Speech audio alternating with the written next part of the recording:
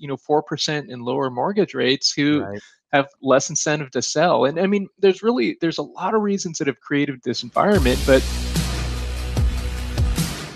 So let me ask you this. Do you think that there is, um, like with all the changes that have happened in, the last couple of years and whatnot, and like where real estate is and where it's going and what we've learned from like 2000 and like, 4,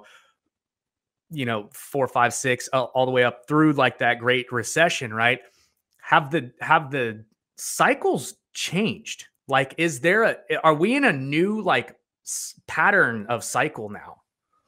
well, I would say that often, especially in California and in Sacramento, you see prices go up for 7, 8 years or so, and so I would say, yeah, we're in a definite new pattern in terms of the markets going on longer, and markets go up and down. That's the most natural thing in the Right. world, but so I'd say, yeah, I mean, in that regard, and one of the things about this market is that people are being scrutinized, and it's not easy to get a loan, and so there's that very healthy aspect. But I think one of the really big problems right now is we have such anemic housing supply. And so, like in my Yeah. market in Sacramento, for 20 months in a row, we've had less than 1 month of supply. And so that means if nothing else came to the market, all the listings would be gone in 1 month. And technically, that's about 3 weeks. And so it's even less. And so it's so freakishly abnormal to have numbers like this. And so I think we sort of hit this place in real estate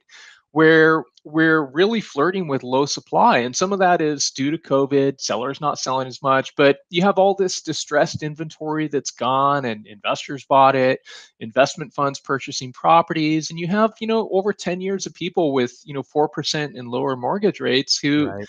have less incentive to sell. And I mean, there's a lot of reasons that have created this environment, but I think it's a unique position in time where there's a lot of upward pressure despite where prices are at. And, we look and go, can this continue? Is it sustainable? And, I certainly hope it slows down at some point. I think it needs to be healthy, but we have this challenge of this position of not enough new construction and all those other reasons I listed that have put us in this low inventory environment. And that just, it's dangerous, or not, maybe not dangerous, but it's precarious, and it just creates so much pressure up. And so that's the unfortunate reality, I think, of where we're at today.